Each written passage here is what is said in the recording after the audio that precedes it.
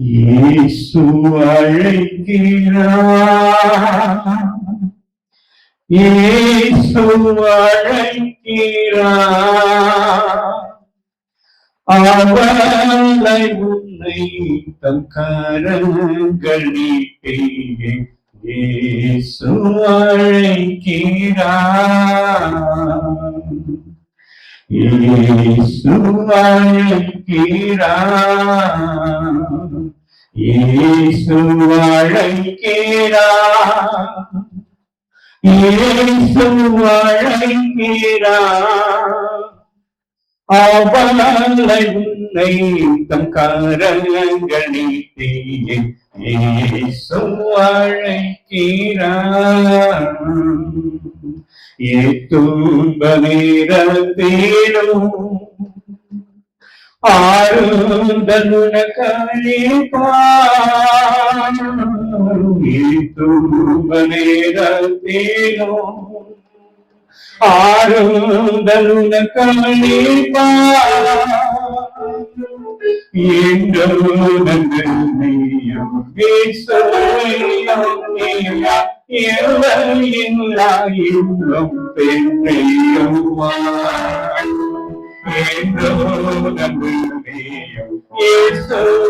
நோக்கினால் இன்பம் பெற்றிடுமா. இயேசு அழைக்கிறார், இயேசு அழைக்கிறார்.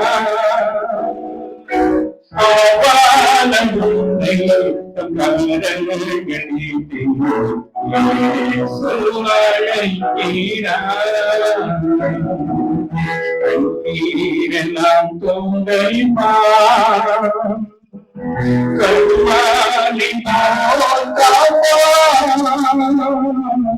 கண்ணீரெல்லாம் தொந்தைப்பார், கண்ணாடி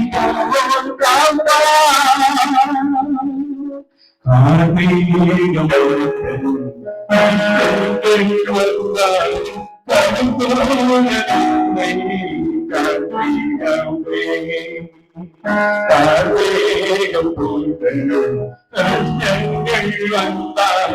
கார்மேகம் வந்தாலும் கரும்புரை காத்திடமே. இயேசு அழைக்கிறார், இயேசு அழைக்கிறார். அவளை உன்னை தம் கரங்கள் நீட்டி இயேசு அழைக்கிறார், இயேசு அழைக்கிறார்.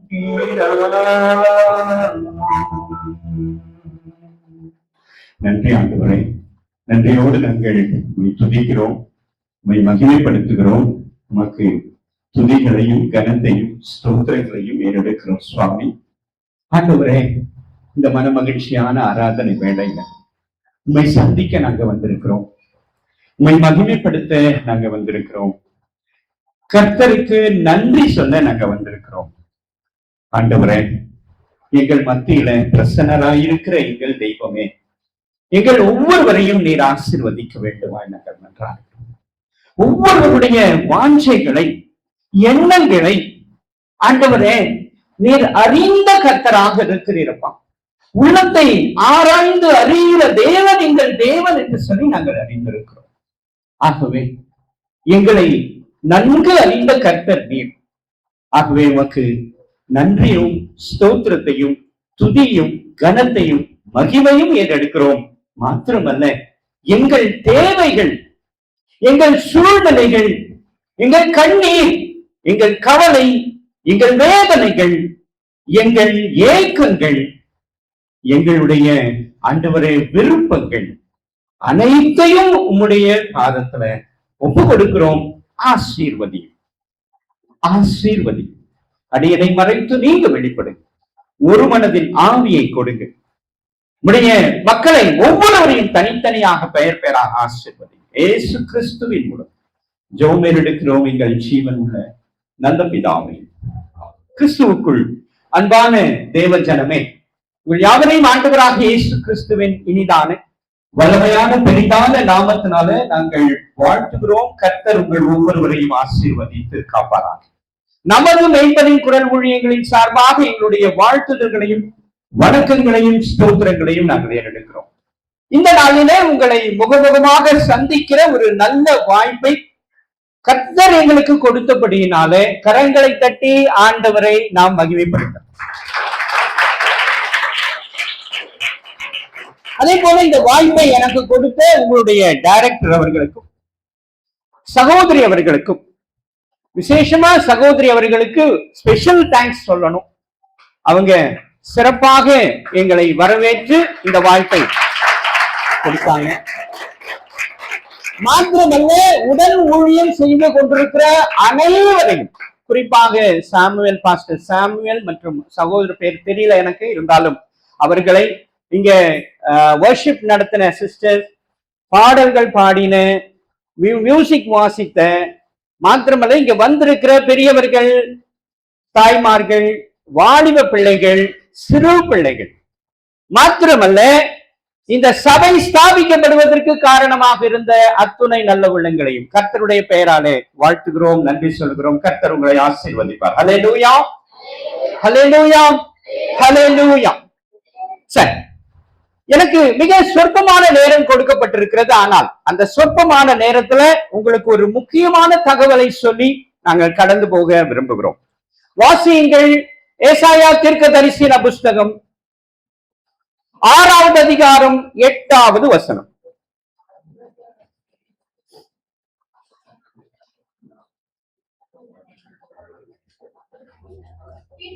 பின்பு யாரை நான் அனுப்புவேன், யார் நமது காரியமாய் போவான் என்று உரைக்கிற ஆண்டவருடைய சத்தத்தை கேட்டேன். அதற்கு நான், இதோ அடியேன் இருக்கிறேன், என்னை அனுப்பும் என்றேன். ஹல்லேலூயா, ஹல்லேலூயா, ஹல்லேலூயா. இந்த வார்த்தையை நீங்க நிறைய படிச்சிருப்பீங்க, கேட்டிருப்பீங்க. விசேஷமா நிறைய பேர் இங்க பைபிள் காலேஜ் படிக்கிறீங்க. இந்த சபையும் பைபிள் காலேஜ் சம்பந்தப்பட்டது என்று நான் கேள்விப்பட்டேன். ஆகவே நிச்சயமாக இந்த வார்த்தையை நீங்க படிச்சிருப்பீங்க. ரைட்டா? என்கிட்ட கொஞ்சம் பேசணும். பேசுவீங்களா? பேசுவீங்க. Very good. நான் கேட்கிற கேள்விக்கு பதில் சொன்னா மட்டும் போதும். ஹல்லேலூயா, வெரி குட், வெரி குட். எனக்கு ஒரு பதில் சொல்லுங்க. இப்ப ஆண்டவர் சொல்றாரு, யாரை நான் அனுப்புவேன், யார் நமது காரியமாய் போவார் என்று ஒரு ஏக்கமான வார்த்தையை அங்க பார்க்கிறோம் இல்லையா, காணப்படுறது. எதுக்காக ஒரு மனுஷனை அவர் மக்கள் இடத்துல அனுப்புகிறார்? உங்களுக்கு தெரிஞ்சது சொல்லுங்க. எதற்காக ஆண்டவர் ஒருத்தரை அனுப்பணும்? அல்லது இப்படியே எடுத்துக்கங்க, இங்க ஒரு பைபிள் காலேஜ் இருக்கு, இங்க ஒரு ஆலயம் இருக்கு. எதுக்காக இந்த பைபிள் காலேஜ், எதுக்காக இந்த ஆலயம்? கடவுளை துதிப்பதற்காக. ரைட்டா? சரி, அது மாதிரிதான் நான் உங்களுக்கு கேள்வி கேட்டேன். என்ன கேள்வி கேட்டேன்? எதற்காக ஒரு மனுஷனை ஆண்டவர் தேடுறார்? அனுப்புறதுக்காக, ஒரு இடத்துக்கு அனுப்பணும் இல்லையா? இப்ப இப்படி வச்சுக்க, உங்ககிட்ட அனுப்பணும் இல்லையா? ஏன் அனுப்பணும்? கடவுளுடைய வார்த்தையை சொல்ல அனுப்பணும். சரி, ரைட்டா? நல்ல பதில் சொன்னீங்க. நல்லா புரிஞ்சு கொள்ளுங்க. 2 விதமான காரியத்திற்காக ஆண்டவர் ஒரு மனிதனை அனுப்புவார். எதற்கு அனுப்புவார் தெரியுமா? ஒன்று, நல்ல வார்த்தை சொல்றதுக்கு. ரைட்டா? என்ன வார்த்தை? நல்ல வார்த்தை. அப்படின்னா வாக்குத்தத்த வார்த்தை, ஆசீர்வாதமான வார்த்தை. ரைட்டா? நீங்க நல்லா இருப்பீங்க அப்படின்னு சொல்ற வார்த்தை. ரைட்டா? நான் சொல்றது புரியுதா? ரைட்.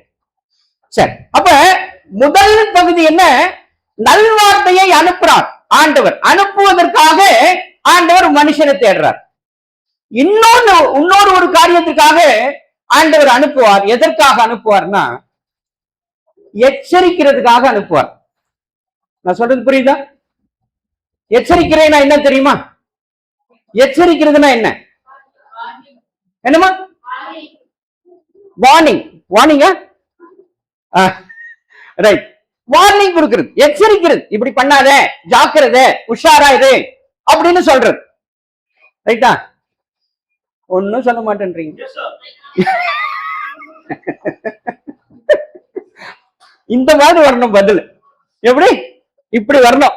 அப்பதான் ஒரு லைவ்லியா இருக்கும், பேசுறதுக்கு ஒரு லைவ்லி காணப்படும். Very good. சரி, நல்ல கவனிங்க, நல்ல கவனிங்க. ஆனா இங்கே ஏசாயா தீர்க்கதரிசி கிட்ட அல்லது இந்த பகுதியில ஆண்டவர் நான் யாரை அனுப்புவேன், நம் காரியமா யார் போவான் என்ற ஒரு அங்கலாய்ப்பு இருக்கு தெரியுமா? அது எதுக்கு தெரியுமா அங்கலாய்ச்சாரு? கொஞ்சம் கெஸ் பண்ணுங்களேன் பார்க்கலாம்.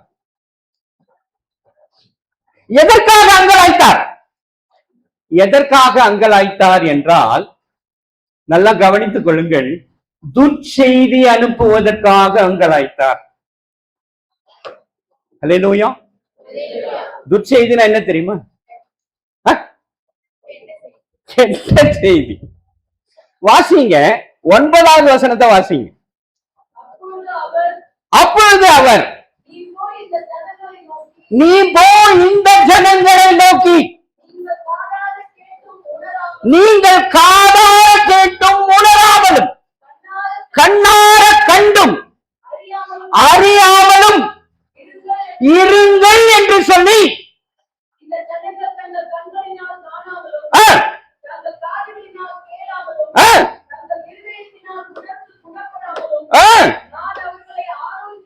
ஆக்காமலும் நீ அவர்கள் இருதயத்தை கொழுத்ததாக்கி அவர்கள் காதுகளை மந்தப்படுத்து, அவர்கள் கண்களை மூடி போடு. சொல்லலாமா? சொல்லலாமா? சொல்லலாமா வேண்டாமா? சொல்லக்கூடாது இல்லையா? ஆனா ஆண்டவர் அதற்காக தான் ஒரு மனுஷனை தேடுறார். இப்ப வேடிக்கை என்ன தெரியுமா? வேடிக்கை என்ன தெரியுமா? இந்த ஏசாயா என்ன பண்ற, அடுத்த வசனத்தை வாசிக்க, அதுல வேடிக்கை தெரியும்.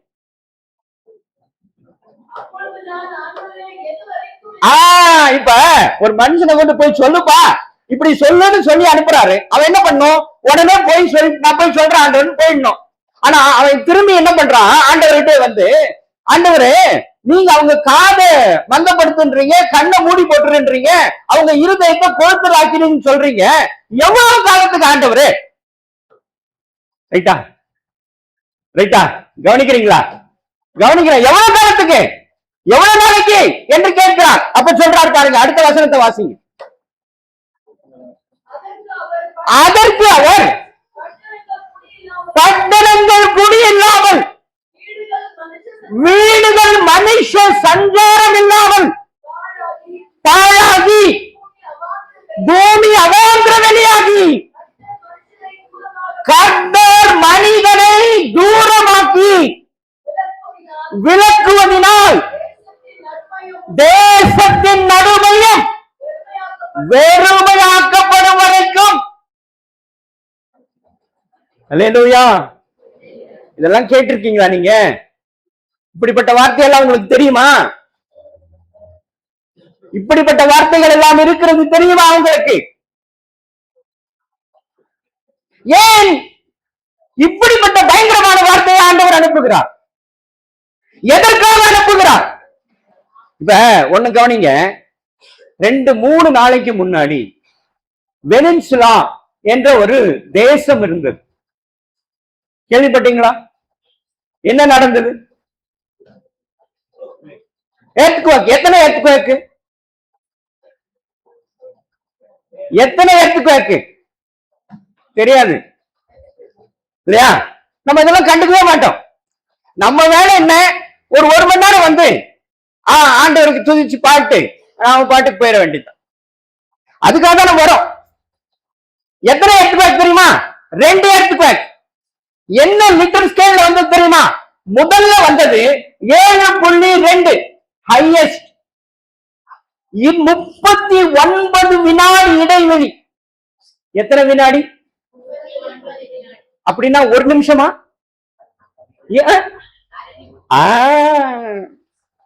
அரை நிமிடம் கேப்ல அடுத்த ஒரு எர்த்குவேக். அதனுடைய அளவு என்ன தெரியுமா? 7.5. இன்றைக்கு அந்த தேசம் சின்னாபின்னமாகி கிடக்கிறது. சீட்டுக்கட்டு இல்லையா, கேள்விப்பட்டிருப்பீங்க, பார்த்திருப்பீங்க இல்லையா? சீட்டுக்கட்டு அடுக்கி வைப்பாங்க, இல்ல மேட்ச் பாக்ஸ் எல்லாம் அடுக்கி வைப்போம். சின்ன பசங்க என்ன பண்ணுவாங்க, மேட்ச் பாக்ஸ் எல்லாம் அடுக்கி வைப்பாங்க, பார்த்திருக்கீங்களா? அது சரிஞ்சு விழுந்தா எப்படி இருக்கும்? அது போல 20 மாடி கட்டடங்கள், 40 மாடி கட்டடங்கள், 30 மாடி கட்டடங்கள் அப்படியே சரிந்து கிடக்கிறது. நீங்க வேணா இது பார்க்கலன்னா இன்னைக்கு போய் பாருங்க, வீடுகள்லயோ எங்கேயோ ஒரு இடங்கள்ல உங்க செல்போன் இருந்தா போய் பாருங்க, அது சீட்டு கட்டு மாதிரி சரிந்து கிடப்பதை பார்ப்பீங்க. இதுல கவனிக்க வேண்டியது என்ன தெரியுமா? இதுல கவனிக்க வேண்டியது என்ன தெரியுமா? இந்த நாடு ஒரு கிறிஸ்தவ நாடு. ஹல்லேலூயா. என்ன நாடு? கிறிஸ்தவர்கள் வாழ்கிற நாடு. சரி, இது அதோடு போல ஒரு 3-4 மாசத்துக்கு முன்னாடி ஜமைக்கான ஒரு நாடு 340 கிலோமீட்டர் வேகத்துல சூறாவளி. உங்களுக்கு நம்ம காத்து அடிக்கும் இல்லையா, வெளியில போய் நின்னா காத்து அடிக்கும் தெரியுமா? பார்த்திருக்கீங்களா? அது எத்தனை கிலோமீட்டர் வேகத்துல காத்து அடிக்கும் தெரியுமா? எத்தனை கிலோமீட்டர் வேகத்துல காத்து அடிக்கும் தெரியுமா? நார்மலா இப்ப என்ன வேகத்துல அடிச்சுட்டு இருக்கும் காத்துன்னு நினைச்சீங்கன்னா 2 கிலோமீட்டர் 3 கிலோமீட்டர் மேக்சிமம். அது கொஞ்சம் ஹையஸ்ட் ஸ்பீட்ல. ரைட்டா? புயலின் வேகம் என்ன தெரியுமா? புயலின் வேகம், புயல் வருதுன்னு சொல்றாங்களா, புயலின் வேகம் என்ன தெரியுமா? 20 கிலோமீட்டர் தான். அது பெருசு பெருசு. சாதாரணமாக சொல்லுகிறேன், சாதாரணமா ஒரு புயல் அடிக்குது அப்படின்னா ஒரு 20 கிலோமீட்டர் 25 கிலோமீட்டர். அப்ப நான் சொல்றது 340 கிலோமீட்டர் வேகம் என்றால் எத்தனை வேகம் என்பதை புரிந்து கொள்ளுங்கள். அந்த சமயத்துல பாதிக்கப்பட்டது எவ்வளவு பேர் தெரியுமா? 16 லட்சம் பேர் அப்படின்னு சொல்லி ஒரு கணக்கு சொன்னது. யூனிசெஃப் என்ற ஒரு நிறுவனம் உடனே உதவிகளை கேட்பதற்காக பலரிடத்துல கேட்கிறாங்க. அப்ப அவங்க சொன்னாங்க, அந்த ஜமைக்கா மக்கள் கேட்டது என்ன தெரியுமா? எனக்கு உணவு கொடுன்னு கேட்கல. அவங்க கேட்டது, நாங்க வசிக்கிறதுக்கு டென்ட் அனுப்புங்கன்னு கேட்டாங்க. எதை கேட்டாங்க? டென்ட்டுங்க கொஞ்சம் அதிகமா அனுப்புங்க, எங்களால வாழ முடியல அப்படின்னு சொன்னாங்க. இந்த ஜமைக்கா என்பதும் ஒரு கிறிஸ்தவ நாடு. ஹல்லேலூயா. இப்ப இப்படி இந்த வருஷத்திலேயே 2 பெரிய நாடுகள் பாதிக்கப்பட்டது. அந்த பாதிப்புல அவர்கள் யார் அப்படின்னு பாத்தீங்கன்னா 95% கிறிஸ்டியன்ஸ் அங்க வாழறாங்க. எவ்வளவு பேரு? 95% கிறிஸ்டியன்ஸ் அங்க வாழறாங்க. அப்பேற்பட்ட நாடு அழிக்கப்பட்டிருக்கிறது. ஏன்? யோசிக்கணுமா வேண்டாமா? ஆனா நமக்கு ஒரு அட்ரஸ் பண்ணப்படாத ஒரு செய்தி இருக்கிறது. அட்ரஸ் பண்ணப்படுறதை பத்தி நம்ம பேசுறதே கிடையாது, யாருமே பேச மாட்டாங்க. என்ன தெரியுமா? இப்ப ஒண்ணும் இல்ல, உங்களை பார்த்து நான் ஏதாவது சொன்னேன்னு வச்சுக்கோங்க, ஏத்துக்குவீங்களா? ஏத்துக்க மாட்டீங்க. ரைட்டா? இப்ப அங்க 4-5 பேர் உட்கார்ந்து இருக்கிறாங்க. ரைட்டா? அங்க 4-5 பேர் உட்கார்ந்துக்கிறாங்க. எத்தனை பேரு? 4 பேர். கரெக்டா சொல்லணும்னா 4 பேர் உட்கார்ந்துக்கிறாங்க. அந்த 4 பேர்கிட்ட ஒரு விஷயத்தை நான் சொல்றேன்னு வச்சுக்கங்களேன், அவங்க கோவப்படுவாங்க. ஹல்லேலூயா, ஹல்லேலூயா. ஐயோ நல்ல விஷயமாச்சே, இது நல்லது தானே சொல்றாரு அப்படின்னு ஏத்துக்குவாங்களா? ஏத்துக்கவே மாட்டாங்க. இப்ப உங்களை பார்த்து ஒண்ணு சொன்னா, என் ஸ்டைல், என் வழக்கம், என் பழக்கம். ரைட்டா? அதுதான் நம்ம செய்வோம். நம்மளை பார்த்து யாராவது குற்ற கையை நீட்டினா நமக்கு கோவம் வரும். வருமா வராதா? கண்டிப்பா. அப்பா சொன்னாலும் கோவம் வரும், அண்ணன் சொன்னாலும் கோவம் வரும் இல்லையா? வாத்தியார் சொன்னாலும் கோவம் வரும். ரைட்டா? உண்மைதானே? இப்ப அங்க பின்னாடி உட்கார்ந்துருக்க 4 பேரு மட்டும் படிங்க. எசேக்கியேல் 44:20.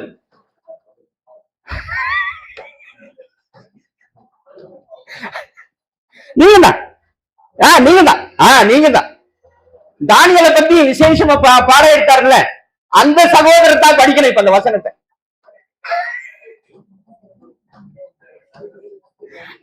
அல்லேலூயா. ஐயோ டைம் ஆயிடுச்சு, எனக்கு கொடுத்த நேரம் டைம் ஆயிடுச்சு. சீக்கிரம் சீக்கிரம். தானியேல் 44:20. சாரி எசேக்கியேல் 44:20.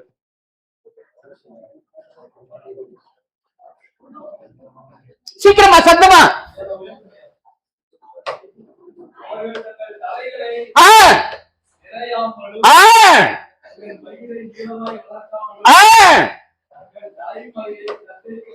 அல்லேலூயா. அவங்க என்ன பண்ணிருக்கிறாங்க? அவங்க என்ன பண்ணிருக்கிறாங்க? இப்ப நான் சொன்ன அது கோவம், அது ஐயோ இதெல்லாம் நீங்க பேசக்கூடாதுங்க, இதெல்லாம் தப்புங்க அப்படின்னு சொல்லுவாங்க. ஆனா இது பெரும்பாலும் இருக்கிறது, பெரும்பாலும் இருக்கிறது.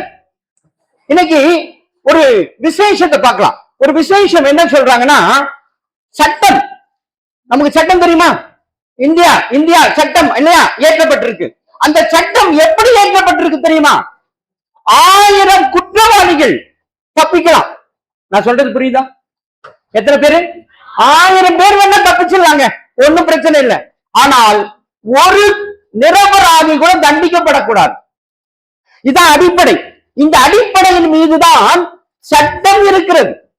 இந்த கோட்பாட்டிற்கு என்ன பெயர் அப்படின்னாக்கா பிளாக் ஸ்டோன் ரேஷியோன்னு சொல்லுவாங்க. என்ன ரேஷியோ? Black stone ratio. சட்டம் படிச்சவங்களுக்கு தெரியும். 1000 குற்றவாளிகள் தப்பித்து விடலாம், ஆனால் ஒரு நிரபராதி கூட தப்பிக்க கூடாது, அது தண்டிக்கப்படக்கூடாது என்று சட்டம் இருக்கிறது. ஆனால் சூழ்நிலை என்ன தெரியுமா? இந்த குற்றம் செய்கிறவர்கள் யாரா இருந்தாலும் இதுக்குள்ள இருக்கிற லூப் ஹோல்ஸை பயன்படுத்தி அவர்கள் வெளியே வந்துருவார்கள். அப்படின்னா என்ன பொருள்னா, தவறு செஞ்சால் அவன் என்ன பண்ணணும்? தவறு செஞ்சா என்ன பண்ணணும்? என்ன பண்ணணும்? ஹல்லேலூயா. என்ன பண்ணணும்? ஹல்லேலூயா. என்ன பண்ணணும்? வருந்தணும் ஃபர்ஸ்ட். ஐயோ நான் தப்பு பண்ணிட்டேன் இல்லையா? யாரா இருந்தாலும் நீங்க உங்களை யாராவது செய்றீங்களா? அந்த மாதிரி செய்றீங்களா? தப்பு பண்ணிட்டேன், ஐயோ நான் தப்பு பண்ணிட்டேன், அடுத்த முறை இந்த நான் தவறு செய்யக்கூடாது, ஆண்டவரே என்ன மன்னிச்சிருங்க அப்படின்னு கேட்டதுண்டா? கேட்டு ரைட், வெரி குட். நீங்க ரொம்ப நல்லவங்க. ஹல்லேலூயா, ஹல்லேலூயா. நீங்க ரொம்ப நல்லவங்க. ரைட்டா? சரி. அப்ப குற்றம் செய்கிறவர்கள் என்ன பண்ணணும்? கண்டிப்பாக வருந்துவதற்கான ஒரு சந்தர்ப்பம், அதுதான் தண்டனை என்று கொடுக்கப்படுகிறது. ஒரு மனுஷன் திருந்துறதுக்கு ஒரு தண்டனை என்பது சந்தர்ப்பமாக அவனுக்கு கொடுக்கப்படுறது. அதன் மூலமா தான் அவன் வருந்தி திருந்துவான். ஆனால் குற்றம் செய்கிறவர்கள் எல்லாரும் என்ன பண்றாங்க தெரியுமா? அதுல இருந்து நான் தப்பிப்பதற்காக எத்தனை கோடியானாலும் செலவு செய்ய நான் தயாராக இருக்கிறேன், ஆனால் நான் குற்றவாளியாக நிற்பப்படக்கூடாது. ஹல்லேலூயா. அப்படிதான் மக்கள் நினைக்கிறாங்க. சரி, ஒரே ஒரு உதாரணத்தை மட்டும் நான் சொல்லி நிறைவு செய்ய விரும்புகிறேன். ஒரே ஒரு உதாரணம். உங்களுக்கு பேதுருவை தெரியுமா? தெரியும். யூதாஸ் காரியத்தை தெரியுமா? 2 பேரையும் தெரியும். இந்த 2 பேரும் ஆண்டவரோடு 3.5 ஆண்டுகள் பயணித்தவர்கள். நான் சொல்றது புரியுதா? புரியுது. Very good. ஆனால் இந்த பேதுரு செய்த குற்றம் என்ன? ஆண்டவரை மறுதலித்தான். இந்த யூதாஸ் காரியர் செய்த குற்றம் என்ன? காட்டி கொடுத்தான். சரி, இந்த 2 குற்றத்துல யாருடைய குற்றம் தெரியுது? யூதாஸ் காரியர். You are right. நீ கான்பிடென்ட்? கான்பிடென்டா? கான்பிடென்ட். இந்த பக்கம் கான்பிடென்டா? கான்பிடென்ட் இல்லையா? கான்பிடென்ட். யூதாஸ் காரியர் தான் குற்றம் பண்ணான். ரைட்டா? கான்பிடென்ட். Right, very good. இப்ப நல்லா கவனிச்சுக்கொள்ளுங்க. உன் பேர் என்னமா?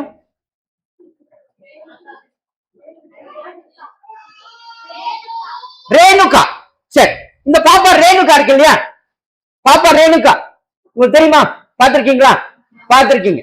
இந்த பாப்பா ரேணுகாவை எனக்கு நல்லா தெரியும். என்னம்மா பேச்சுக்கு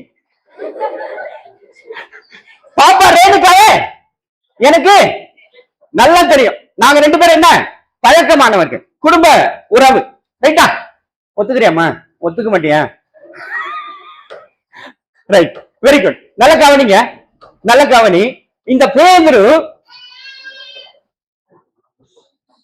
இந்த ரேணுகாவை கவனிக்கிறீங்களா? கவனிக்கிறீங்களா? இந்த ரேணுகாவை எனக்கு தெரியவே தெரியாது அப்படின்னு யார் சொன்னது? யாரு? எனக்கு பாப்பாவை தெரியும் நல்லா, குடும்ப ஃபேமிலி ஃப்ரெண்ட்ஸ். நான் சொல்றது புரியுதா? நான் சொல்றது புரியுதா? பாப்பா ஃபேமிலி ஃப்ரெண்ட்ஸ், நல்ல பழக்கம். நான் இந்த பாப்பாவை பார்த்து எனக்கு இந்த பாப்பா தெரியவே தெரியாது அப்படின்னு சொல்றான். யார் சொன்னது அப்படின்னு? பேதுரு. இப்ப இந்த பாப்பாவை எனக்கு நல்லா தெரியும், நான் காட்டி கொடுக்கிறேன்ப்பா, இந்த பாப்பா இதுதான்ப்பா எனக்கு தெரியும்ப்பா அப்படின்னு நான் சொன்னா, யார் செஞ்சது அந்த மாதிரி? இப்போ யார் செஞ்ச குற்றம் பெருசு? புரியுதா இல்லையா? பேதுரு என்ன பண்ணா, எனக்கு தெரியவே தெரிஞ்ச பாப்பாவே எனக்கு தெரியாதுன்னு சொன்னான். ரைட்டா? தெரிஞ்ச பாப்பாவே தெரியாதுன்னு சொன்னான். ஆனா தெரிஞ்ச பாப்பாவே எனக்கு தெரியும்னு சொன்னான். யாரு? அப்ப யார் குற்றம்? இப்ப முன்னாடி என்ன சொன்னீங்க? ரைட்டா? சரி, இப்ப நல்லா புரிஞ்சுக்கொள்ளுங்க.